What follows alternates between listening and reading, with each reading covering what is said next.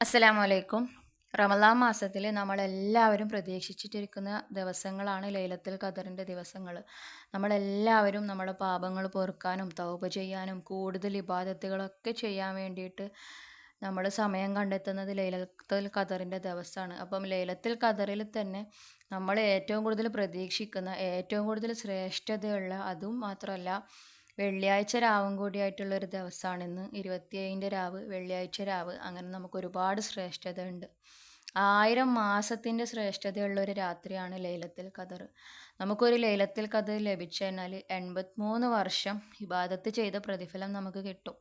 ഏത് രാത്രിയിലാണ് നമുക്ക് ലൈലത്തുൽ ഖദർ കിട്ടുക എന്നറിയില്ല.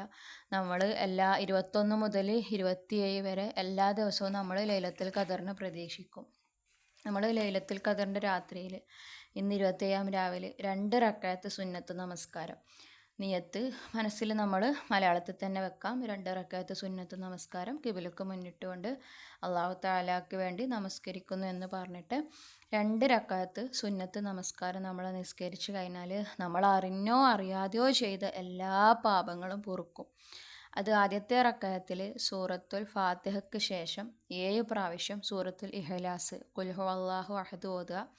രണ്ടാമത്തെ റക്അത്തിൽ അതുപോലെ തന്നെ സൂറത്തുൽ ഫാത്തിഹയ്ക്ക് ശേഷം 7 പ്രാവശ്യം സൂറത്തുൽ ഇഖ്ലാസ് ഓതണം. ശേഷം ഒന്നും മിണ്ടാതെ ആരോടൊന്നും സംസാരിക്കാതെ 70 പ്രാവശ്യം അസ്തഗ്ഫിറുല്ലാഹ വ അത്തൂബു ഇലൈഹി എന്ന് ആ പഴയിലിരുന്നുകൊണ്ട് തന്നെ ചൊല്ലുക.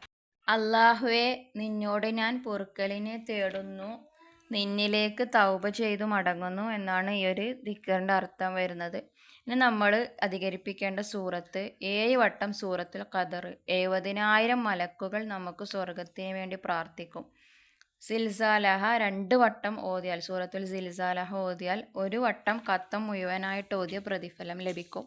പിന്നെ സൂറത്തുൽ ഇഖ്ലാസ്, കാഫിറൂൻ, യാസീൻ, ആയത്തുൽ കുർസി, മുൽക്ക്, വാക്കിയ ഈ സൂറത്തുകളൊക്കെ അധികരിപ്പിക്കണം. അപ്പോൾ ഇൻഷാ അല്ലാഹ് എല്ലാവരും ഈ മഹത്തായ ലൈലത്തുൽ ഖദർ കിട്ടട്ടെ. ഇൻഷാ അല്ലാഹ് അടുത്തൊരു വീഡിയോ ആയിട്ട് വരുന്നത് വരെ അസ്സലാമു അലൈക്കും.